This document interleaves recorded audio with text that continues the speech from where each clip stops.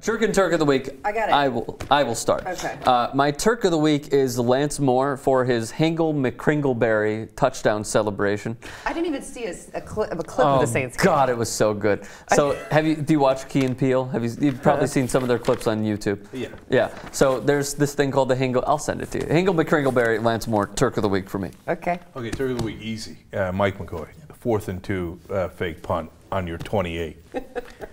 Balls of steel. Yeah. Turk of the week is the Boykin Rodgers duo. I loved it. Rodgers telling Boykin to go run into the end zone that the whistle hadn't blown. Yeah, you love it. I hate it. Love it. Yeah, that was good. That was a nice moment.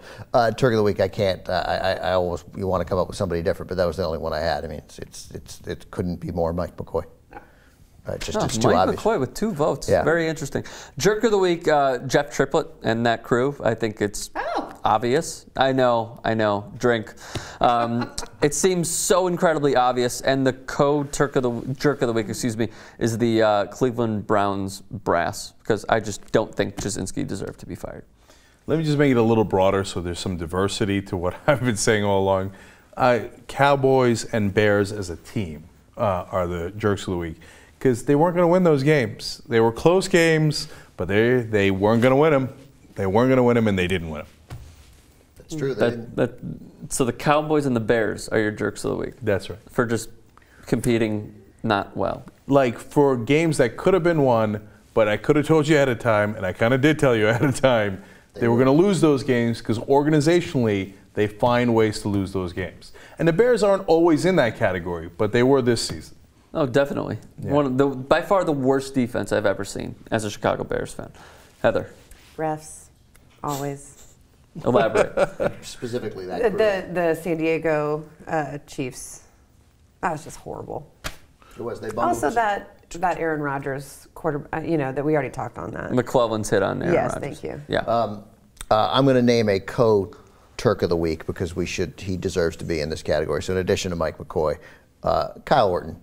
Right? It was tough. Such a soft. You're such a soft. Threw for a lot of yards. He had it. He's never going to get a chance to do this again. He's always wanted. But you know what the funny thing is? He rips on me for being a softie. I know. I don't rip on you for being a softie. Oh, yes, you do, all the time. But Kyle Orton looks like a homeless guy, and next year he will be a homeless guy. It's very nice of you to give him a Turk of the Year, he's got a big Turk of the Week there. On his way out. No, he'll be. I think he'll be talking. I went full girl on Kyle Orton this. So did Ben. Oh, I really did. Just my heart bled for him. Yeah. I was rooting for the Cowboys for the first time ever. Yeah, so was I. And but he was close, but it wasn't to be. Anyway, but Jerk of the Week is easy, and it's a great way to finish the season for me. The Jerk of the Week in line with Rick's naming of the Browns management. Dan Snyder, the worst owner in professional sports. 104 and 136 since 1999. 104 and 136. Wow. 3 times they've won 10 games. They've never won more than 10 games with him. They've had 7 10-loss seasons. They are about to name their 8th head coach in 15 seasons. Wow. He's a joke. He's a joke, and he's ruined a proud franchise, and he's a mean, petty little pinhead. I thought you were describing the Grinch that stole Christmas. Yeah.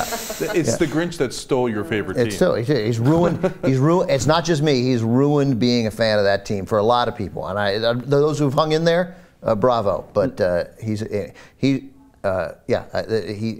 brought shame to a once proud, relevant franchise. Very quickly, we have 5 seconds. Next man up, head coach. Who's it going to be? Oh, I don't know. Somebody, he'll hire like Ken Wisenhunt or Russ Grimm or somebody, and maybe they'll be good. Ken Wisenhunt. The Grimm that stole Christmas. Yeah. I just think that there's an institutional flaw there that until he surrenders himself like George Steinbrenner did when he hired Joe Torre and Brian Cashman, that team is doomed. At some point, you just say, I'm going to let professionals do it, and you shut the fuck up for the entire season. Okay, and we're out on that note. Thank you very much for watching. We will be doing some playoff previews later in the week. See you.